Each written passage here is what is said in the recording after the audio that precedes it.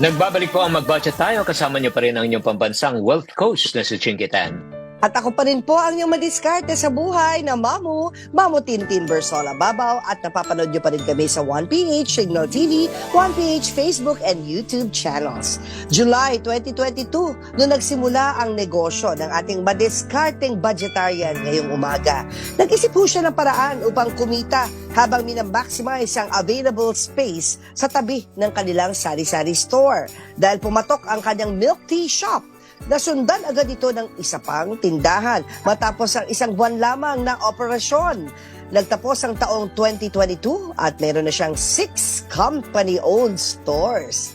Dahil nakilala ng lubusan, naging open na rin sila per franchise. At pagkatapos ng halos isang taon na operations, alam nyo, meron na silang 200 plus stores nationwide. Wow! Sana all! Galing. Para ibahagi sa atin ang buong storya kung paano nila inumpisahan, let us welcome to the show the owner of Double D Brew, Antonio Duran Jr. Mabuhay ka, Antonio. Galing, Sir, Antonio. good morning po. Good morning sa ating mga televiewers po. Ay, Good grabe morning. naman. Oo, parang hindi pa tayo nag-uumpisa na inspire na kami. Antonio, how do we call you? Intro pa lang. Actually, sir, Oh. Antonio po. Ayun ang aking name po. Antonio. Oo. O, pag mga ganun, ang tawag na lang ng mga iba, lalo na pag sa probinsya, Antonio. Oo, nawawala na yung an. Tapos, from Tonyo, naging Onyo. From Onyo, naging Nio. Nio, nagiging Iyo. And then, O na lang ang natitira. Okay, magbigay lang tayo ng konting background. Ilan ba kayo magkakapatid? At paano paano yung buhay dati? Actually, sir, 5 kaming magkakapatid. So, pangalawa ako sa panganay, Sir Chinky. Oo. Dati, sabihin na natin parang itinaguyod kami ng magulang namin para makapag-aral. At ako, bilang tulong sa magulang ko, since mag-start akong mag-aaral ng college, working student na rin ako. Yeah. So habang nag-aaral, nagtatrabaho po. Wow, grabe, no? So, napakasigasig talaga. At ikaw ba ay nung graduate, anong course ang tinapos mo? Business administration po, major in Ayun. management. Business pala talaga. Mahilig ka na. Oo, Yes, sa business. Oh, pero nag-empleyado ka muna, di ba? Yes sir, opo, naging employee ako. Nag-start ako maging service crew sa mga fast food. And then after naging restaurant manager. Tapos Hoy. yung pinaka-recent Galing. na pasukan ko is naging business development manager po ako sa isang kumpanya. And may mga hinawakan na rin ako, sir, na ng mga restaurant and bar. GM rin ako. Wow! So, masasabi mo, Antonio, yung mga karanasan mo, nagamit mo yan sa pag-umpisa ng sarili mong negosyo? Yes, sir. Opo, malaking factor po yung work experiences. Galing. O sige, Galing. ikwento mo na bago kayo ipasa. Kwento mo muna. Ika nga, paano ka nag-umpisa? Di ba? May sari-sari store daw nanay mo. Let's talk about that. Yes, opo, sir. Actually, mayroong maliit lang na sari-sari store dito sa amin. Ang nagbabantay doon yung nanay ko Kaya lang, napansin ko mayroong isang vacant space doon sa tabi ng tindahan namin na sabi ko, bakit hindi natin gawing milk tea shop? Kasi nga, during that time, patok na patok yung milk tea. Sabi ko, and kakapag-aralan na lang natin kung paano gumawa. So, inopen namin yon yung space na yon.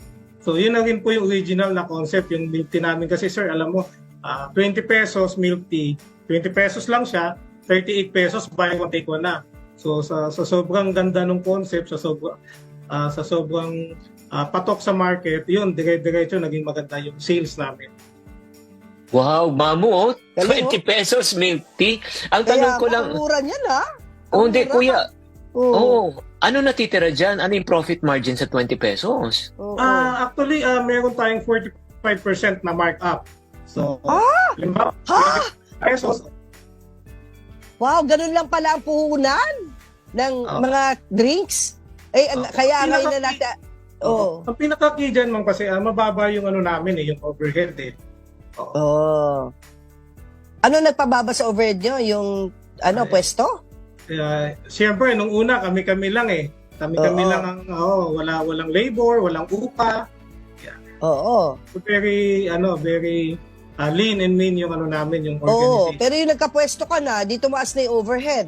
Oo, doon naman pumasok yung nag-bump, na ako na una nakikisabay ako sa mga importation, gano'n. Oo. Nung during na nagpa-franchise na kami. Oh, Ay. sige. Mga ilang cups po ang nabebenta sa 20 pesos sa isang araw? Depende po sa location ng store. No? Meron kaming mga store na bumibenta ng as high as 800 cups per day. Meron Wow. namang mga average 400. Wow. 300. Wow! Depende sa location Puro ng tayo, store. wow! Oo. Oh, galing. Grabe naman, no? Nakaka-encourage naman. Mamu, ikaw na. Oh, yung Oo. pag-usapan naman natin, from milk tea shop, tapos lumipat naman siya sa kape. Paano kaya to, Mamu? Na-inspire ako kasi dati, sari-sari store. Di ba? Maliit lang siya pikitan sa sari-sari store, di ba? On a daily basis, ang patong walang piso, 2 piso, ganyan. Tapos, naging milk tea. Tapos ngayon, 200 in 1 year. 200 stores, tama ba? Yes, In tama. 1 year. O yun, natanong mo na ba, Chinky, kung magkano? Lahat Hindi, yan, company-owned? Company-owned ba? Yung 200? Hindi po, ang company owned lang yung first 6 na stores.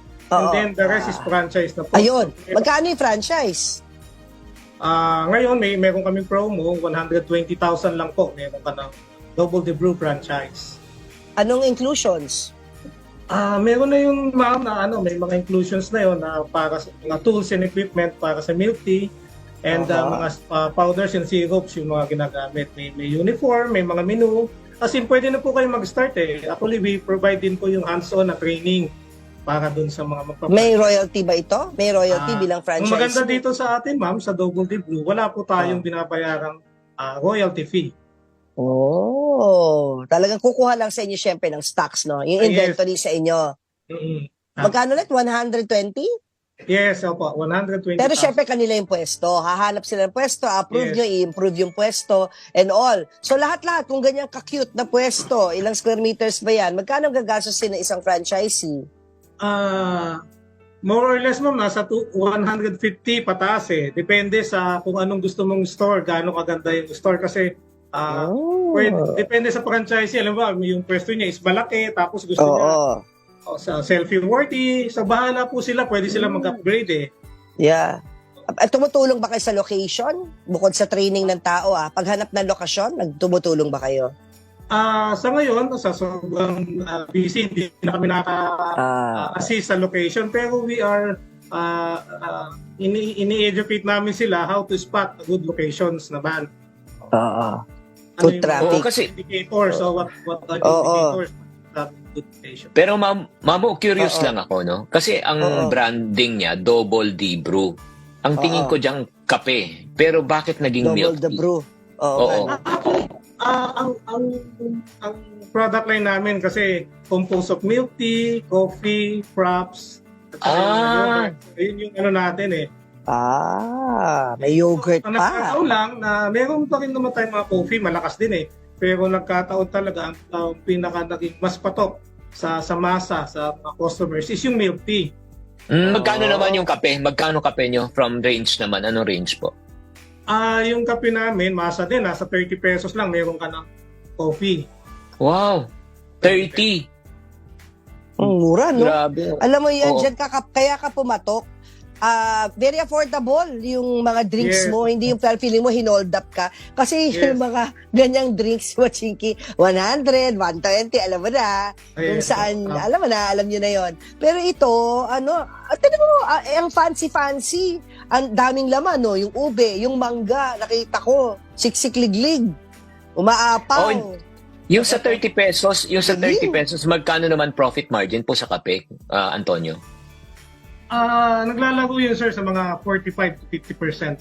Pagdating sa kape, medyo mas malaki ang... Oo. Pero alam mo, Sir Chinky, strategically, yung menu namin, ang tingin kasi agad, pag sinabing Double the Brew, 20, parang ina-assume lahat nila, 20 pesos yung price sa menu eh. Pero selected lang yung mga 20 pesos para dun sa costing na kaya sa 20 pesos. Tama. So, hindi siya across the menu na lahat 20 pesos, so hindi po ganon. So, pero marami pa rin items na 20 pesos. Nako, Antonio, meron ako i-share sa iyo na isang idea. Pero pagka sinare ko sa iyo, dapat, oo. Sama mo kami ni Ma'am. Oo, hindi. Sama mo kami ni Mamu sa franchise mo. Po, naku, Sir Chingy, idol na idol po kayo. Mag-i-invest kami dyan. Lagi ako naka-like, naka-heart sa mga Ay, salamat. Hindi, itong magandang campaign na pwede mong gawin para simple. Gumawa ka isang 20 pesos, pakita mo hanggang saan aabot ang 20 mo. yes, tama. Oo, Yun na. gawa ka ng isang campaign na hanggang saan aabot ang 20 pesos mo. Oo. Tapos meron nga milk tea, 20 pesos lang. Di ba? So yun. Yan ang gamitin mong... Oo. Catchy.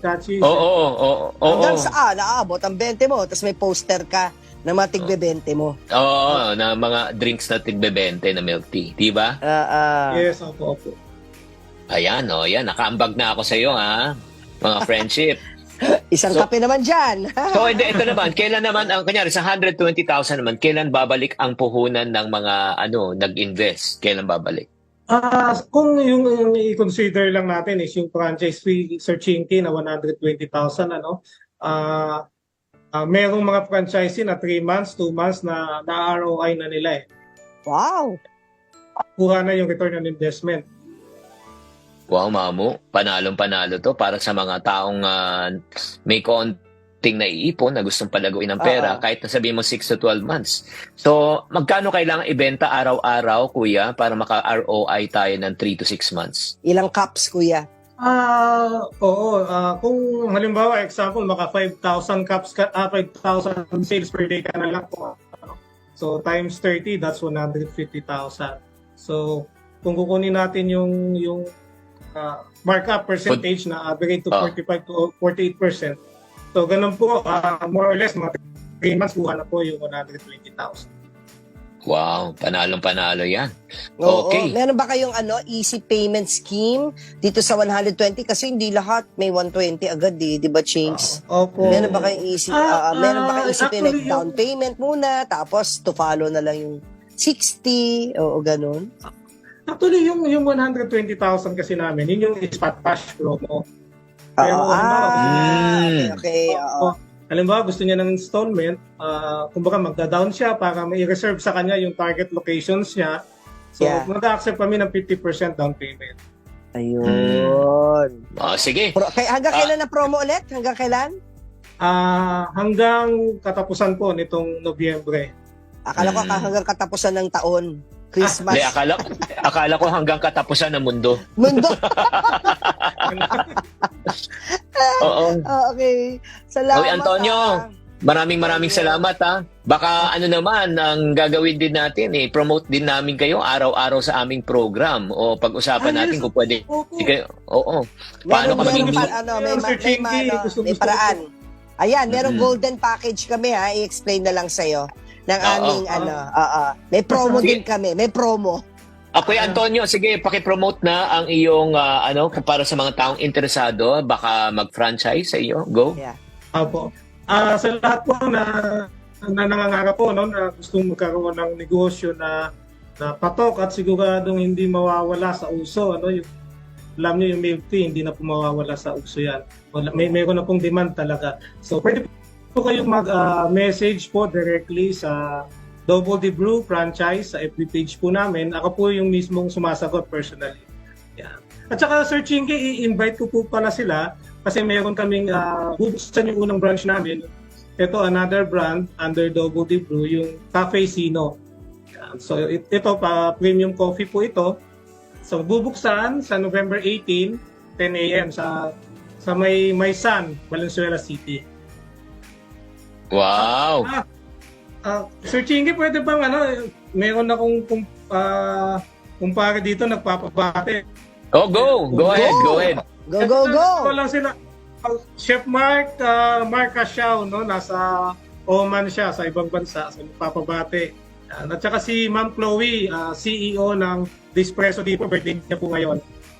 Happy birthday, Ma'am Chloe. Kung ikaw ay bumabati, ako rin babati ako. Dapat meron akong Rebuttal. Oo, Mamo, babati lang. Okay. Sige, ako naman may pahabol. Okay, go. Kay Tito Leo, siyempre, at saka hindi lang si Tito Leo, taga Japan din po siya, nandito ako sa Japan ngayon, at siyempre si Tito J, yung buong team, ng mga titos at titas po dito, maraming salamat. Happy watching, Mamo. Happy watching sa inyo, moshi-moshi. Ako naman, dahil nabanggit mo, may binanggit kay isang kaibigan na OFW. Sa mga OFWs na nanonood sa atin ngayon, na talagang mayroong hard-earned money na iniipon, consider this kind of business, 'di ba? Para yung iniipon nyo, pinagpapaguran yung pera, hindi masasayang, hindi mawawala, 'di ba? Hindi mapupunta sa wala. So yung mga pinapadala nyo at binubuhay nyo na pamilya, this is their chance to run the business for you. Para, 'di ba, mayroong income stream. Hindi yung parang, nasaan na yung pinag-ipunan ko all these years? Ay, wala, kasi walang negosyo. Yan, ito ang gawin yung negosyo. 'Di ba? Oo. 'Di ba, Antonio? Ito yung question ko, Antonio, one last na lang. Nationwide na ba to? Nationwide, Luzon, Visayas, Mindanao? Actually, ang pinakamalayong branch natin nasa Cebu, 2, meron sa Ormoc. Sa Bicol, meron naman rin po, mayroon tayong 5 branches sa Bicol. Dito naman sa North, ang pinakamalayo po natin, Ilocos, Isabela, yan, Olonga po, Bataan, Bulacan. Galing. Ayan. Tonyo, sa commercial break, wag ka munang bumitiw, no? Kausapin kita sa commercial break. Meron lang akong tatanong. Oo. Ay, sige. Sige, yan maraming salamat Antonio at si Tito J. Again, nanonood si Tito J right now. At narito naman po ang wishes granted sa araw na ito sa nais ko sa Vermont. Umpisahan mo na, Mamu. Ang nais ni Marieta Patindol ngayong Vermont ay magkaroon ng blood pressure monitor. Alagaan ng puso. Wish granted na yan, Marieta. Ang hiling naman ni Sheshi si Hashi Azru. Dagdagan mo pa sana ang pangalan mo. Medyo maikli. Ay mabila na kanyang bagong medya sa kanyang anak. Sagot na rin ng programa ang iyong kahilingan, Shay. At eto na, si Ayjun Montero ay gusto niya makabili ng